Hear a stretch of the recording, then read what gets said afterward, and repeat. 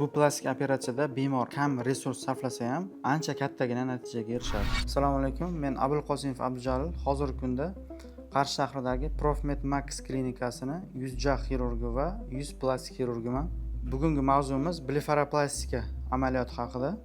Blefaroplastika bu yuqori va pastki qovoqlardagi plastik operatsiya bo'lib, asosan yuqori va pastki qovoqlarning funksional va estetik muammolarini bartaraf qilish bilan shug'ullanadi.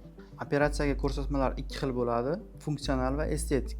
Funksional ko'rsatmalar yuqori qovoq asimetriyasi, yuqori qovoq terisining osilishi, ya'ni pitozi, pastki qovoqdagi kiprik qatorini ko'z ichkariga qarab o'sishi yoki pastki qovoq sohasida bajarilgan turli xil operatsiyalardan keyingi bo'ladigan chandiqli deformatsiyalar yoki kuyishdan keyingi bo'ladigan deformatsiyalarda pastki qovog'ini pastga osilib qolishi, ya'ni qovoq terisini ag'darib qolishdan keyingi bo'ladigan holatlar. Operatsiyaga estetik ko'rsatmalar. Hozirgi mintaqamizda keng tarqalgan aziatskiy tip qovoqlar, ya'ni bu qovoqda qovoq skladkasi bo'lmaydi. Operatsiyada o'sha skladka hosil qilinadi.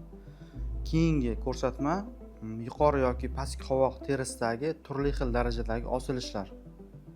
Qaysi turdagi bemorlarda bu operatsiyani qilish nojoiz? Og'ir gipertoniya bilan xastalangan bemorlarda, keyin dekompensatsiyalangan sahrin diabet, ya'ni qondagi glyukoza miqdorini juda ham baland bo'lishi, ko'z atrofidagi o'tkir infeksiyali kasalliklarda, glaukomani og'ir darajalarida, quruq ko'z sindromida bu operatsiyani qilish kerak emas. Bu amaliyot ancha yengil amaliyot hisoblanadi bemor uchun. Operatsiyani davomiyligi o'rtacha 1 soat. Operatsiya mahalliy anesteziyada o'tkaziladi, ya'ni bemor narkoz olmaydi, narkoz berilmaydi. Mahalliy anesteziya, ya'ni o'sha operatsiya sohasiga og'riqlantiruvchi ukol qilib, muzlatilib qilinadi.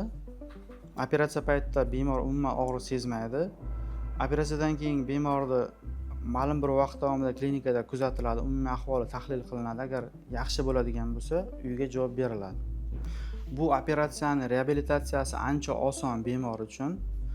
Ya'ni operatsiyadan keyin cheklovlar unchalik ko'p emas. O'rtacha reabilitatsiya muddati 2 hafta. Boshidagi 3-4 kunda ko'z atrofi shishadi.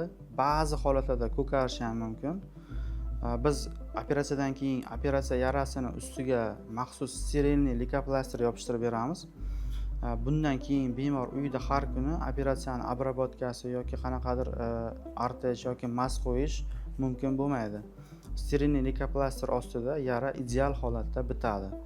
Iplar o'rtacha 1 haftada olinadi. O'rtacha shish 2 hafta davomida ketadi.